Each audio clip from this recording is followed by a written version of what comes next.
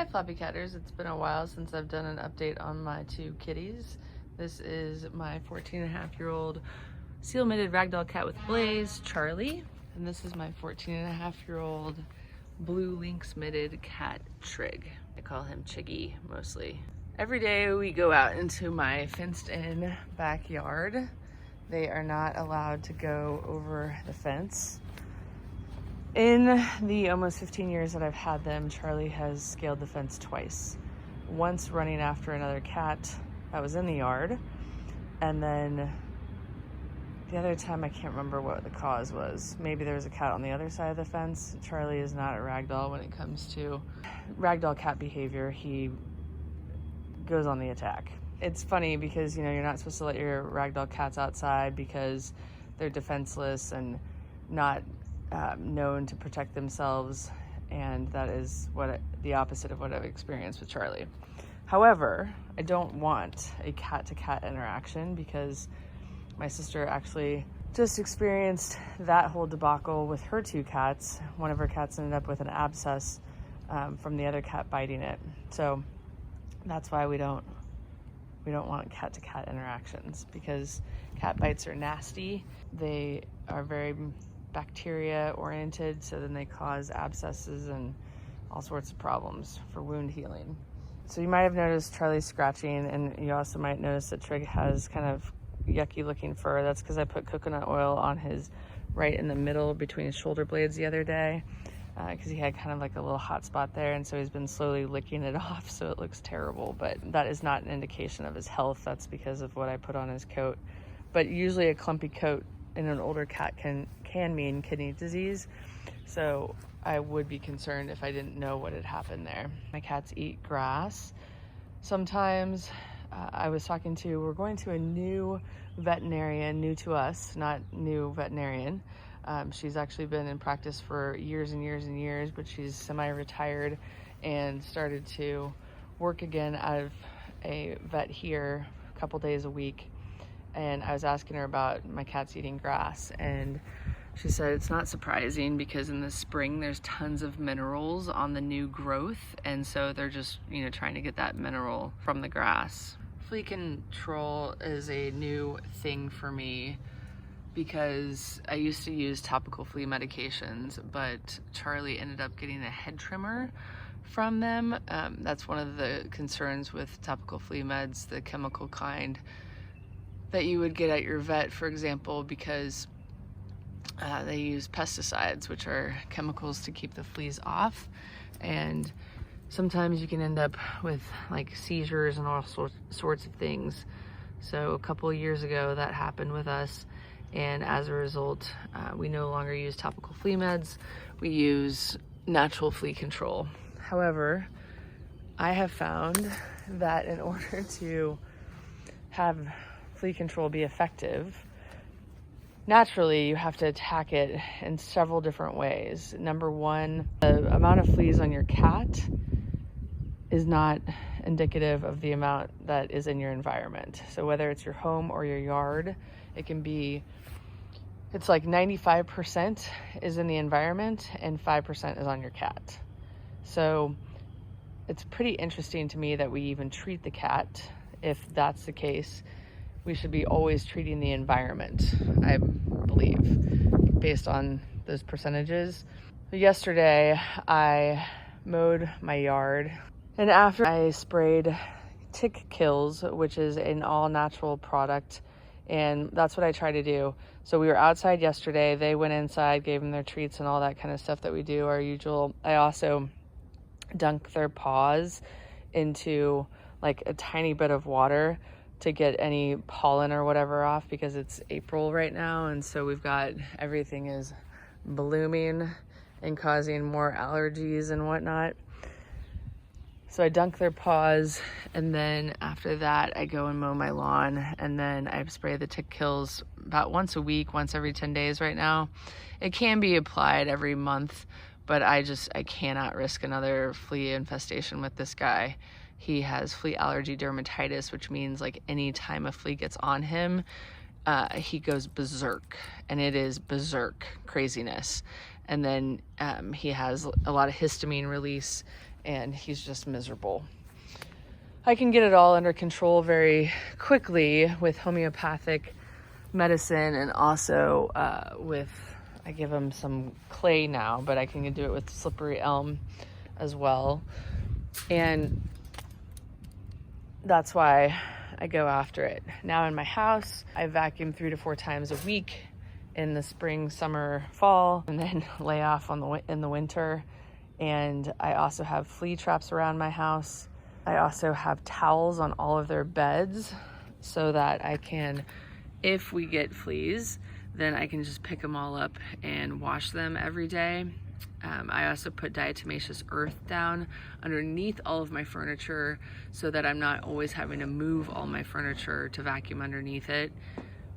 So right now, if you go into my house, you'll see that there's like powder underneath tables and whatnot.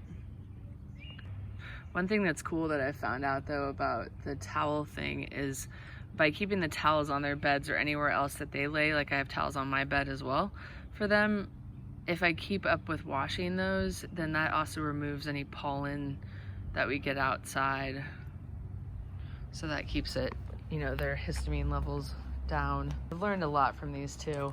And from Pam of Purrrfectly Holistic, who is the one that helped me heal Charlie and Chiggy, and Dr. Cathy King that we're going to for acupuncture and other things is also helping me heal this guy a little bit more.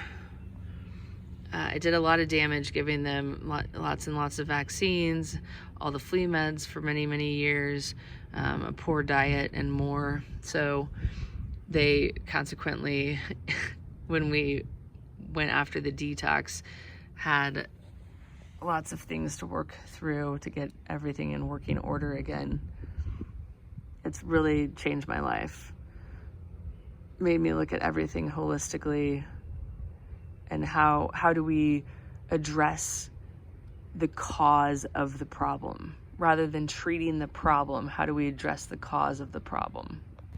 So for example, if I take that methodology and apply it to the flea situation that we got last year, on the other side of this fence I found a baby raccoon, and that coincided when we got the flea infestation. So I had put down beneficial nematodes, which are microscopic worms that, oh, interesting, he just ate a little bit of the dandelion. They're microscopic worms that eat flea larvae and flea eggs, and they were doing a good job in our yard until they were overrun with more wildlife. So more raccoon babies, more raccoons, etc. Now I know you're thinking, just keep them inside. Why even let them outside? Why even go to all that work? 2 reasons. This guy's quality of life diminished tremendously when I kept him inside, because I got so frustrated that I kept him inside from July to November. He ended up getting a fatty tumor, which I guess is very unusual or rarer with cats because of lack of movement. Even though I was playing with them with wand toys every day instead of going outside, he just has complete cabin fever. Now Trigg would be fine inside, but Charlie, he has to go outside. The other reason is when they were like 6 or so, I stopped letting them outside for a little bit and they got fleas. So it was, again, like, what? This is why I kept them in, so that they wouldn't get fleas. So I'm really hopeful this year because of this new product, the Tick Killz, that I found. So far, I'm seeing several benefits from it. Not only have we been going outside and been flea free, I take that back a little bit. I had to respray it because the next door neighbor's lawn care company was blowing leaves, like this kind of leaf debris right there. That is like a haven for fleas. And but I sprayed the heck out of it yesterday, so I'm not worried about him being that close to it. So that lawn care company was blowing the leaves over my fence line, over everything, and consequently, Charlie got a flea. 1 flea. I know it sounds crazy, right? Like everyone's like, it's never just 1 flea. No, it can be with Charlie. Like, if there is a flea to be had, it will find Charlie, and Charlie will go berserk. And I do have gratitude for that, because then, like, Trigg doesn't, they'll like hang on to Trigg and like come into the house, but they won't stay on him. Like, they don't like his blood, kind of like my mom with mosquitoes. Mosquitoes love my blood, they don't like my mom's blood. So it will find Charlie if need be, and Trigg just lucks out. He doesn't, they don't like to stay on him. So then I should talk about what I do for them for flea control. Charlie and Trigg both get garlic pills 3 times a week, like Monday, Wednesday, Friday. And before you tell me that garlic is toxic for cats, it is not toxic in small quantities. In a small quantity, I think it's like 1/4 of a clove. I'm not sure what. I will include all that stuff in the description though, so you can check it out. And what I do is I cut up the garlic. I use organic raw garlic. I cut it up. I wait 15 minutes, because that's when like the oils or whatever of the garlic are released that help to keep pests and stuff away. Then I put them in a number 4 or number 3 pill capsule, and I pill them, but I make enough so that I'm not doing that Monday, Wednesday, Friday every week. I make enough that I then put them in the freezer, and then I give it to them on Monday, Wednesday, Friday. I also wait for 15 minutes after I've given it to them to let them outside. I recently featured a product called No Fleas Please. I'm putting that on them. It is crushed amethyst and amber crystal, because both of those are supposed to create an energetic field that keep fleas away. It's Baltic amber from the Baltic Sea area. And it's very common to have like a amber collar for, I've never seen him carry a stick. That is awesome. That is awesome. Well, it's like a puppy. What's that going on? The amber collar, I guess there's something about the amber that fleas don't like. And so I tried amber collars last year, but what it ended up doing, my cats don't wear collars, so it ended up just annihilating their mane. They kept scratching at their necks because, you know, and then the stones, because they're like rough stones, because they need to be rough, they can't be like polished, kept snagging their hair. So I was really excited to find the crushed version. Oh, and then sometimes I'll put on essential oil. There's a veterinarian that has a company called Animalio. It's Animal EO, so stands for Animal Essential Oil, pronounced Animalio. And she makes a product called Kitty Boost, but she also makes products called Away and Evict for fleas if need be. But I feel really confident in treating my yard that I don't have to be as severe treating my cats. You might have seen these in a portion of this video. These are peppermint plants that I bought on Amazon from Bonnie Plants. I haven't planted them yet because it's been too cold at night here. We've had frost advisories. And so what I've done is just kept them in the little plastic things that they come in, but I was helping them get some sun today. And the idea with these is that I'm gonna plant them in the corners of my yard, because I was telling the Tick Killz guy about the wildlife problem, that I think it's wildlife that brings the fleas, and that's why the nematodes didn't work. And he was like, you know, you can plant peppermint plants in the corner of your yard, or you could put them in pots, because he was talking about how, are you gonna try to go up there? So he said that I guess mint family plants spread really fast. So if you don't want them like spreading, then you can just put them in a pot and then put the pots in each corner of your yard. I'm gonna plant them. I'm not really worried about them spreading. Last year I planted this catnip, which I guess is anything in the mint family is supposed to deter fleas.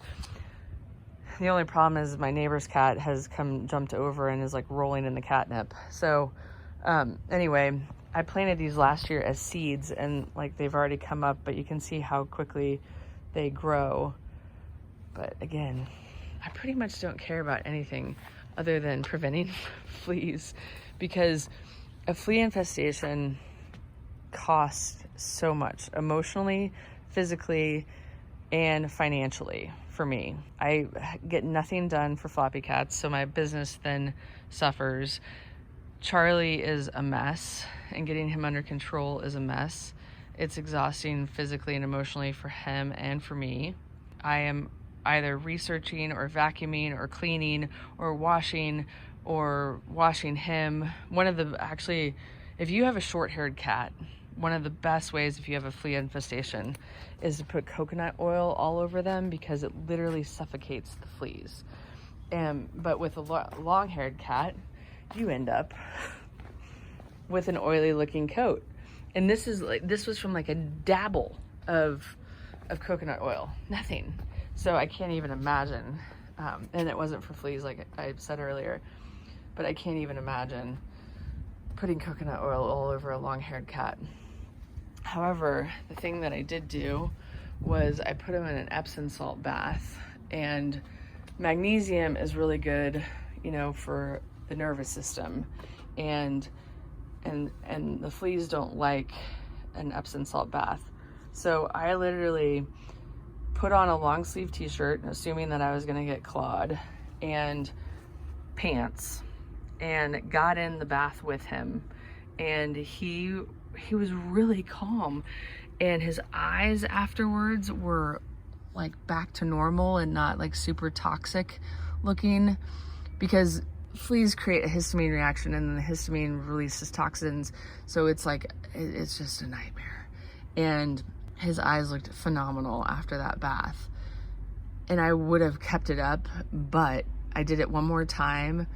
But the drying process of his coat is so ridiculous. For a 15-minute Epsom salt bath, we would be drying his coat for 2 hours, and all of the good that the Epsom salt bath did to calm him down, the drying for 2 hours just hyped him back up and pissed him off. So it wasn't a pleasant experience. Now this is my backyard fence. This is where Charlie has scaled it. I also spray Tick Killz all over my front yard as well. Yeah, you could go get the birdie. You could. Yes. Yes. Do you see the birdie? Okay. Because the Tick Killz guy, I was like, you know, is it really necessary for me to get my front yard? And he was like, listen, this is how you gotta look at it. Your yard would be like if you're living in an apartment infested with roaches. And, well, don't make him leave. If that yard is, well, gosh darn it. Now you know who my dominant cat is. If you've got an apartment infested with roaches and you get the roaches out of your apartment, where are they gonna go? They're just gonna go to the apartments next door. So same concept, that if I get the fleas out of my yard, they're just gonna go to my neighbor's yards. So that means that's why you have to reapply. That's why you have to keep up with it all. And that's why you wanna put it in your front yard too, because any border area is where fleas are going to come in. So I'm eliminating that border by doing it in my front yard as well. Oh, I got these metal hoses this year. Fantastic. They are fantastic. I love them. That was one of my pain points of applying Tick Killz or nematodes or cedar side, was my hose kept getting kinked, and then it would take me hours. Now it takes me 30 minutes to get it, my front and backyard, done with Tick Killz, and it took me an hour and a half to 2 hours when I was putting down nematodes or cedar side with my crappy hoses. So I gave my hoses away from in a, you know, buy nothing group on Facebook, a local one, so somebody else can use them and benefit from them. And I purchased these on Amazon, so I'll include that link. They're fantastic. They're lightweight, they don't kink. They move really easily. They're, oh, fantastic. Like, he's like, what's she doing? Oh no. All right, I think that about wraps it up. Charlie's very skinny right now. That's one of the things that I would like to get better under control. We do go see our regular vet for blood work and everything at the end of This month, Triggy has a sluggish lymphatic system, which Dr. King, the new semi-retired vet, is working on. And I've already seen lots of changes in him than I, saw last year. So I'm super pumped about that. We are still on a raw food diet, and it is my hope that they will remain on a raw food diet. And I will probably keep any other cats that I have always on a raw food diet. I'm a big believer in feeding a species appropriate diet for kitties. And I think that my cats would have been far better off if I had had them on a raw food diet their whole lives. And I did try when they were 6, but I couldn't get it done. It wasn't until we met Pam Purrrfectly Holistic that I got it done. He is either gonna pee or roll or not do anything. Usually when he digs, he's gonna roll or pee. Their way of natural flea control is rolling in dirt.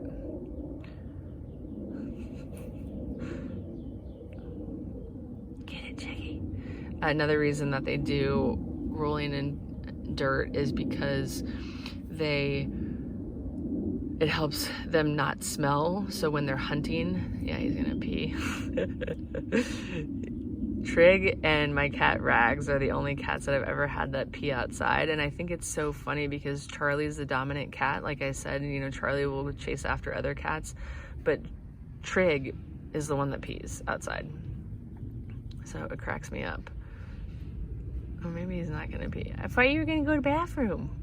You're not gonna go? I'm all right with you peeing outside. Let other kitties know this is my place. This is my home. Oh, and also Charlie's feline hyperesthesia syndrome is totally under control, which is great. I say it's in remission, but I have never asked a veterinarian, what's the proper medical way to explain, feline hyperesthesia not being a problem anymore, which maybe I should do. Feline hyperesthesia syndrome is basically where they start attacking their body. They bite it, they bite their tail, they scratch, they go nuts. And the reason I believe that it happens is because of inflammation and histamine, that they literally don't know what to do in their bodies. 2 years ago, there's no way Charlie would have sat here this long. He would have been biting, licking, scratching something. He was getting maybe 15 minutes of sleep every day. Now he gets hours and hours. That's all thanks to Pam Purrrfectly Holistic, who got him under control. She is an angel. She's our angel. He didn't end up peeing. I guess he's like, well, maybe I'll just sit on the hole that I dug instead. Trigg has been doing a lot of this grounding where he sits on the earth because the earth's energy is very healing, and I'm really pleased to see him doing that because that will help him heal. Alright guys, that's a wrap. Thanks so much for watching, and we'll see you next time. I already cleaned his paws. I didn't want him coming back out. No, you cannot go back out there.